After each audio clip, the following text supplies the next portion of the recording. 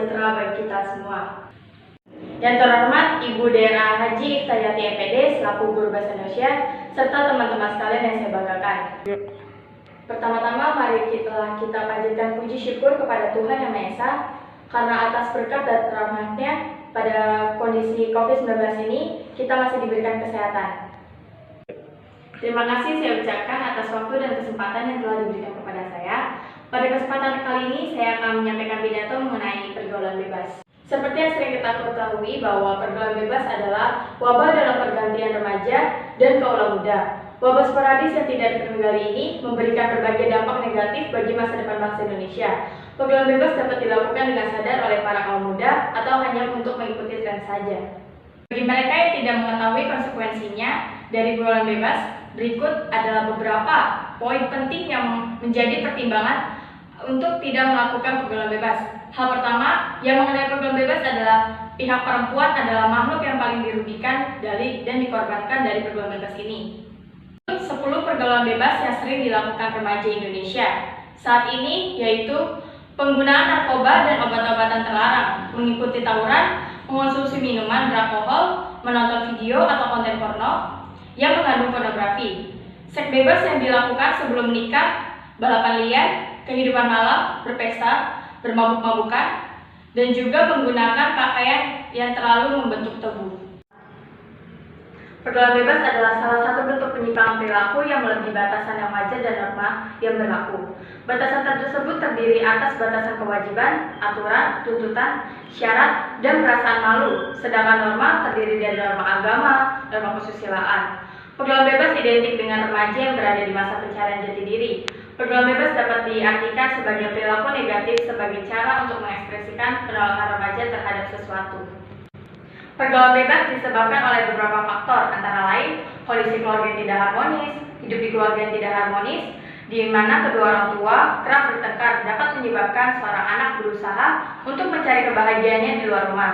Hal ini bisa menyebabkan seorang anak terjerumus ke dalam pergaulan bebas. Tingkat pendidikan keluarga yang rendah. Pendidikan orang tua yang rendah berdampak pada pengawasan yang kurang terhadap anak.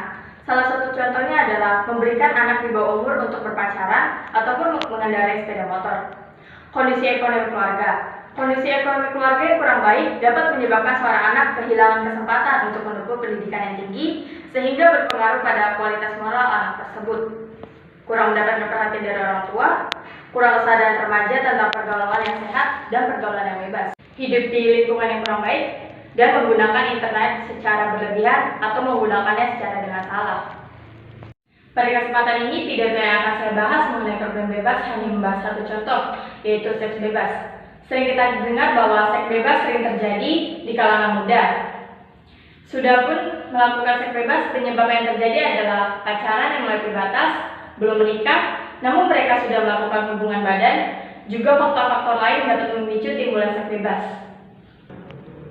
Bagi Anda kaum perempuan muda, pergaulan bebas cenderung mengarah ke seks bebas dibandingkan dengan penggunaan narkoba, pembangkang, dan sebagainya.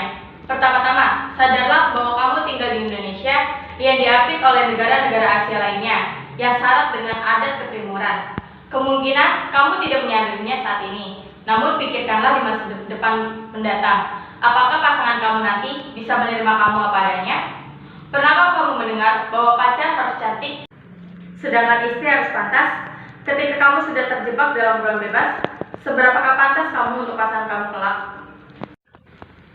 Jika kamu berpikir bahwa kaum pria juga melakukannya, kamu benar. Mereka memang melakukannya, namun mereka tidak mengalaminya. Mereka tidak akan menghormati wanita yang sudah terkenal oleh pergaulan bebas, seperti sudah tidak perawan lagi. Mereka tidak akan menghargainya. Mereka tidak akan menghormati kamu, perempuan yang melakukannya, dan memandang mereka sebelah mata. Tidak adil memang, namun hal tersebut adalah kenyataannya yang harus kamu terima. Jadi, kamu sebagai perempuan, pandai-pandailah menjaga diri sendiri. Konsekuensi kedua dari pergaulan bebas adalah kamu tidak mungkin terbebas dari penyakit. Beberapa penyakit yang disebabkannya adalah HIV, AIDS. Seberapa kamu yakin bahwa pasangan kamu jujur kepada kamu, sedangkan bisa saja dia berbohong kepadamu tentang jumlah pasangan, kebiasaan yang dia lakukan dalam mengonsumsi narkoba, ataupun mempunyai wanita lain. Mungkin saja pasangan kamu jujur, namun apakah pasangan selain kamu juga jujur, dalam peluang bebas sangatlah jelas bahwa nilai kepercayaan dan kejujuran sudah tercacah-cacah. Penyakit yang diderita dari peluang bebas sangatlah variatif, dari yang bisa disembuhkan sampai dengan yang sangat sulit bahkan sampai tidak bisa disembuhkan, seperti AIDS, herpes, kanker, dan sebagainya. Penyakit umum yang menghidapinya para pelaku pergaulan bebas adalah klamydia. Memang dampak yang diberikan tidak sehebat yang diberikan oleh HIV dan kanker. Namun penyakit ini adalah karena jamur ini sangatlah mengganggu dan tidak nyaman. Bayangkan jika kamu harus menahan gatal dan panas berhari-hari, bahkan berminggu-minggu di area kelamin. Belum lagi dengan bau busuk yang menyertainya. Penyakit ini dapat menyerang wanita maupun pria. Bagi kamu kaum pria, janganlah kamu berbangga hati dengan bebasnya kalian dari ciri-ciri fisik, terlibat dalam pergaulan bebas seksual. Pernahkah terlintas di pikiran kamu bahwa kaum perempuan adalah kaum perbanding yang sangat hebat? Perhatikanlah sekitar kamu. Berapa sering kamu mendengar kamu ataupun teman-teman kamu dibandingkan dengan yang lainnya?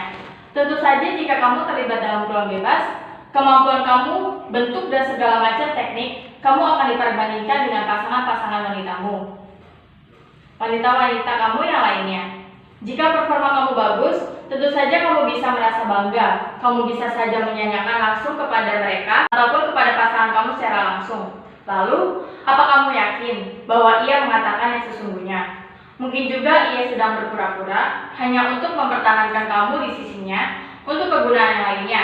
Bagaimana jika suatu hari nanti kamu mengetahui bahwa pasangan kamu menyebarkan ketidakmampuan kamu atau performa kamu yang sebenarnya? Bagi pasangan kamu tidaklah sehebat yang kamu pikir.